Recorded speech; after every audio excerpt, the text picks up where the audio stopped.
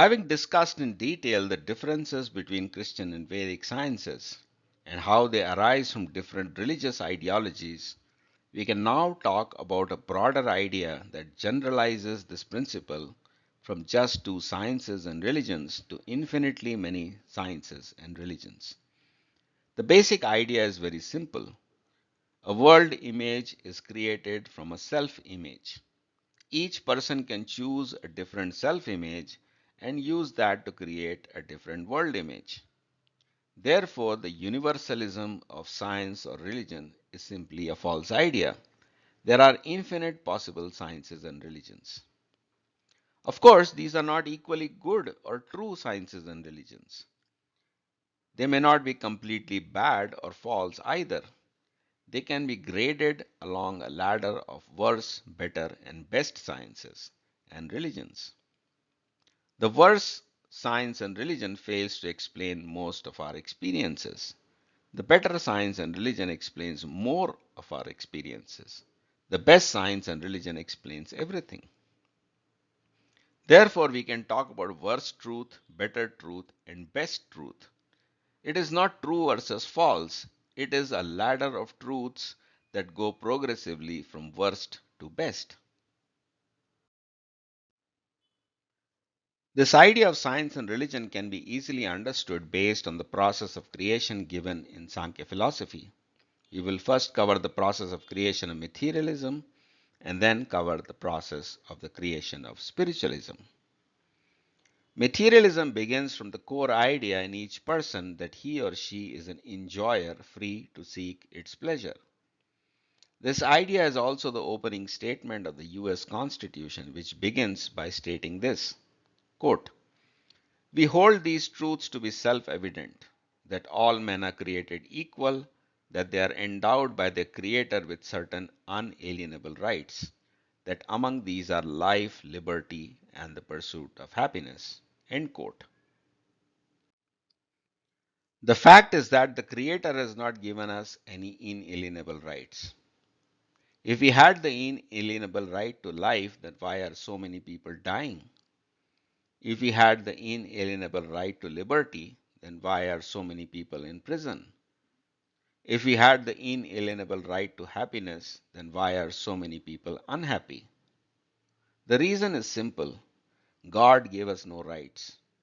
However, the living entity thinks that it has the right to enjoy.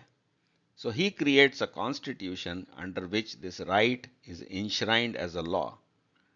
That law has no truth to it. The imaginary or fictitious law under which each person is an enjoyer is called pradhana. The word pradhana means the chief, ruler, or master. My rulership or mastery means that everything other than me is a slave, and I am the master of these slaves. Of course, it is all stupidity and nonsense. But everyone thinks in this manner. Therefore, this falsehood exists as the basis of material reality. From this primordial idea of mastery, three kinds of differentiations are produced successively, which are called Prakriti, Mahatattva, and Ahankara. Prakriti is all the desires for enjoyment. Mahatattva is all that one has to sacrifice to get that enjoyment. Ahankara is the various potentials for enjoyment. We can summarize these three creations as desiring, deserving, and possibility. Each person seeks a different kind of enjoyment. That is the desire compressed into Prakriti. Each person has to give something to get pleasure. That is the deserving compressed into Mahatattva. Each person needs some possibility of enjoyment to enjoy. These possibilities are compressed into Ahankara. Due to Prakriti, the world appears to be good and pleasurable. Due to Mahatattva, the world appears to be righteous or just. Due to Ahankara, the world appears to be true or real. Thus, an illusion of good, right, and truth is created from Pradhana. One of the peculiarities of Sankhya is that everything exists in three modes. We can call these the seer, seen, and seeing. We can also call them the self, the other, and their relation. For example, pradhana has to be understood in three ways. These are the ideas that I am a master, the world is a slave, and the slave works for me. Similarly, Prakriti has to be understood in three ways. These are the ideas that I have desires to enjoy, the world is desirable and enjoyable things, and those things will fulfill my desires. Then Mahatattva has to be understood in three ways. These are the ideas that I am worthy of enjoyment, that the world is worth enjoying, and my worth matches the worth of the world. Finally, Ahankara has to be understood in three ways. These are the ideas that I am capable of enjoying, the world exists as the potentiality of enjoyment, and my capability to enjoy perfectly matches the ways in which the world is enjoyable. The three modes of nature are the reflections of the tripartite distinction in the self called Sat Chit Anand. The Anand component becomes the self, the Chit component becomes the world, and the Sat component becomes the relation between the two. We can compare this idea of creation to a shopping mall. We go into a shopping mall because we have desires. We go into the shopping mall when we have the money to pay for things. Finally, the shopping mall is the possibilities of enjoyable things that I have to pay for in case I want the pleasure. Pradhana is the idea that I am the enjoyer. Prakriti is all the desires for enjoyment. Mahatattva is the value that I have to sacrifice to get value. Ahankara is the embodiment of that value which has to be given and taken for me to fulfill my desires of enjoyment. Thus, over four steps called Pradhana, Prakriti, Mahatattva, and Ahankara, the desire for enjoyment becomes a specific product. If we get that product, then we feel fulfilled, satisfied, and contented. If we cannot get that product, then we feel depressed, angry, or frustrated. Thus, an innately happy person becomes dependent on other things for its happiness.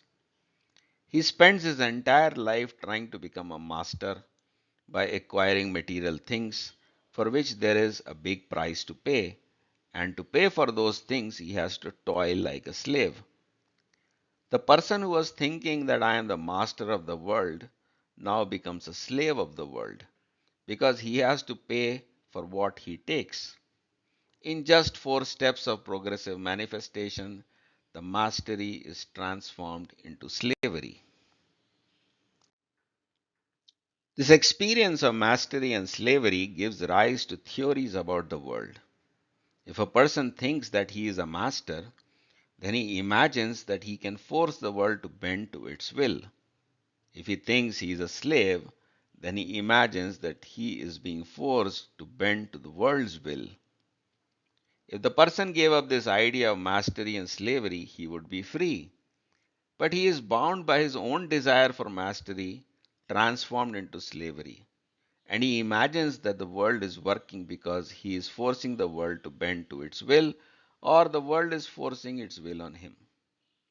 This oppressive idea of the world is the materialistic conception of the world, and it springs out of the Hankara. This materialistic conception is the belief system of the person under mastery slavery. It is called the Buddhi. Once the idea of mastery slavery is accepted as the default way the world works, then a person starts creating theories about various kinds of mastery and slavery. In all these theories, one object pushes or pulls the other objects, and the world works due to coercion. The coercive picture of the world now becomes completely opposed to the free idea of the self. All the theories of science that describe the world in terms of objects and forces are byproducts of the basic belief system of mastery and slavery. When this science is confirmed by observation through the senses, then a person forgets that he was originally free. He starts denying the very possibility of free will or choice and becomes an automaton. Freedom is then transformed into determinism. Whatever we call material science or modern science today is the result of the selfish idea of enjoyment by becoming the master of the world, which is slowly transformed into slavery, and science elevates the false ideas of mastery and slavery to the truth, denying the actual truth that we are free. Freedom is neither mastery nor slavery, but if freedom is equated to mastery, then it is transformed into its opposite of slavery. This is good because nature refutes a false idea by producing a self contradiction when desire for mastery transformed into the reality of slavery. However, in another sense, mastery slavery is not false. It is just not a great idea. It is an inferior truth. A better truth is that we can be free of slavery provided we can give up the desire for mastery. The spiritual understanding of the same reality begins with the realization that I am presently not free. I am rather bound by mastery slavery. This realization gives rise to the desire in a person to become free of mastery and slavery. The desire for freedom is called mukti or liberation in Vedic texts. A free person neither desires to become a master of others nor is he ready to become someone else's slave. The Vedic texts describe how a world of free individuals exists beyond the material world of mastery slavery. In this world, each person lives with similar or compatible persons. They do things for each other without trying to dominate others or be dominated by them. It is a perfectly egalitarian society. The material world is not egalitarian, it is mastery and slavery. Those who get exhausted and tired by this process of mastery and slavery seek freedom, and if they give up the desire for mastery, then they enter the world free of slavery. However, in the Vedic text, there is a world even beyond the free world, in which the living entities are again bound to each other by love and devotion. A person bound by love desires to serve another person. The other person accepts that service out of love and reciprocates with greater love and service. The person receiving service doesn't want to dominate anyone because he is receiving love voluntarily. The person giving service doesn't feel dominated by others because he is giving love voluntarily. Love is not mastery and slavery, it is giving and receiving voluntarily. The spiritual world also follows the same stages of creation. The self has the desire for love and service. Then the counterpart of pradhana is that I exist in a world where I give and receive love and service. Then there are three manifestations of pradhana which we can analogously call prakriti, mahatattva and ahankara. Prakriti is all the desires of loving and serving. Mahatattva is all that one needs to do to become qualified to give and receive a particular type of love and service. Ahankara is all the possibilities for loving and serving that a person is capable of giving and receiving. Again, the world divides into desiring, deserving, and possibility. However, the desire for loving and serving is never frustrated. Therefore, a person never becomes angry, frustrated, or depressed. He is dependent on something other than himself, and yet this dependence doesn't result in unhappiness because the dependence is not on selfish persons but rather on selfless persons. From this understanding of dependence that is always pleasing arises the assumptions, theories, and confirmation of the world. The assumption is that the world is persons served by me. The theories are various kinds of persons and services. The confirmation is the acceptance and reciprocation of service. Since love is always reciprocated, therefore the assumptions and theories are never falsified. The inherent contradiction between mastery and slavery is absent. The contradiction is replaced by the consistency between loving service and its reciprocation. The contrast between the Vedic and Christian worldviews can be summarized simply as selfless and selfish. The desire for mastery is selfish. The desire for service is selfless. The selfish attitude in Christianity is seen through its numerous doctrines. For example, in the social sphere, we see that Christian nations created the dogma of a Bill of Rights. They claim that God gave man the right to enjoy. But Christianity did not extend the same rights to birds, trees, beasts, rivers, mountains, lands, or seas. Flora and fauna exist for man to exploit. They don't have any rights. Only man has rights. In fact, Christianity and other Abrahamic religions depersonalize nature to the point where birds, trees, and beasts don't even have a soul. They are not even persons. Their sole purpose of existence is fulfilling man's needs. Only man is alive and uniquely blessed by God with rights to exploit and enjoy the rest of nature. This is the beginning of selfishness. This selfishness was then extended from nature to non Christians. For example, Christianity rationalized its atrocities and colonization through its discovery doctrines. The conquest of other nations, killing their people and stealing their wealth, was called God's work of spreading Christianity. Supposedly, God gave Christians the right to enslave and subjugate the whole world. Then, by extending the Christian idea of contractual relationships between man and God, even relationships between Christians became contractual. Thereby, Christians are not bound to each other by love and brotherhood. They only exist for their selfish ends. Marriage is a contract. Employment is a contract. Government is a contract. In each contract, each person just does what is best for them. They don't think about love or duty or morality. They are solely driven by their selfish desires and fully empowered to force one sided contracts upon others. Finally, Christianity normalized selfish immorality by propounding a theory of sin forgiveness. To begin with, man is not sinful due to its own fault. Rather, man is sinful because its ancestors, namely Adam and Eve, were sinful. Then man is so sinful that he can never correct himself. Man can receive salvation only by God's forgiveness. In fact, God is so forgiving that he sacrifices his only Son for the benefit of mankind. Meanwhile, you can also have the sins forgiven by confessing them to a priest in private. Then, as a person is elevated to a status of a priest, he can forgive his sins by confessing them to himself in private. In this way, sins are normalized by blaming ancestors, giving them a religious or spiritual cover, and forgiving them by confession.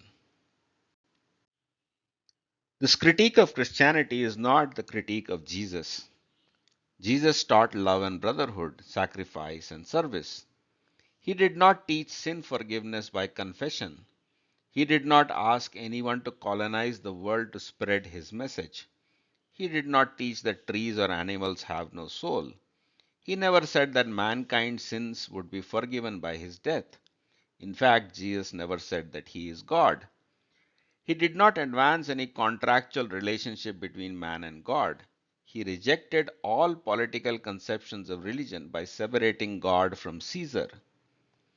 All the problematic ideas of Christianity were added to Christianity by bringing in Jewish and Greek ideas into the teachings of Jesus.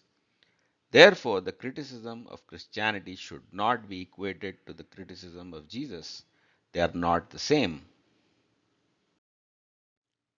We can contrast all these ideas to the religious ideas in the Vedic system.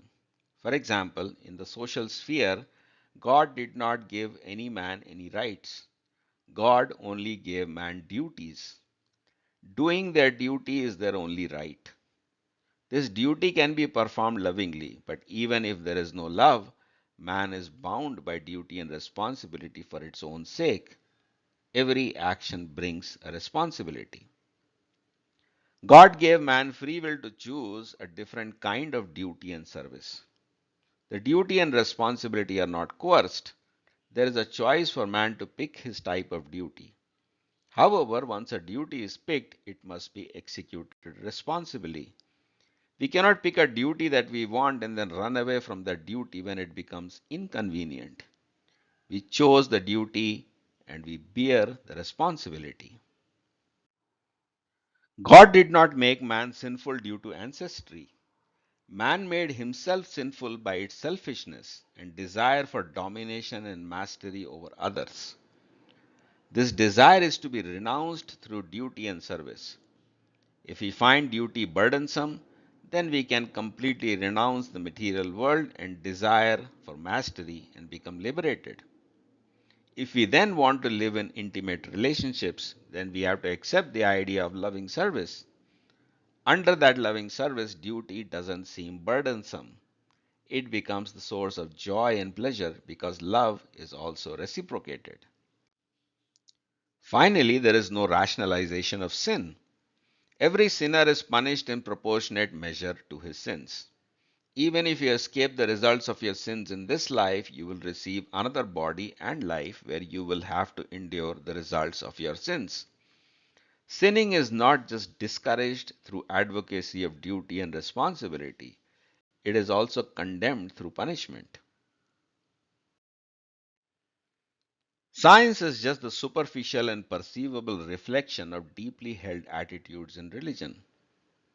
The deeply held religious attitudes can be selfish or selfless. The soul can desire domination or service. The soul can be lusty or loving. From the selfish idea of the self springs the desire for control over others. The selfish person makes himself mutually exclusive to other persons. From this exclusivity arises the separation of individuals and the reductionism of the whole into parts. Exclusivity leads to competition between individuals and the use of coercion and forces on others. The deeply held religious attitudes of selfishness gradually transform themselves into the ideas of depersonalization, exploitation, and coercion. The world is modeled as objects to be exploited for selfish pleasure rather than persons to be served by oneself for their pleasure. Any disconnection between science and religion is misleading because the connections are plain and simple. The inconsistency and incompleteness we see in modern science are the direct results of a selfish attitude in Christianity. Since each person considers himself separate from other persons, therefore he models the world in a fragmented way. That fragmented way is false because reality is integrated. Therefore, all fragmented theories of nature are false. That falsehood is seen when the fragmented theory fails to explain the working of nature. But the proponent of fragmentation doesn't change his ways.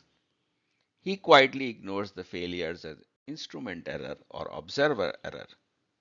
Then all these fragmented models of reality remain inconsistent with the models created by other selfish individuals who chose to create other fragmented models of reality out of selfishness.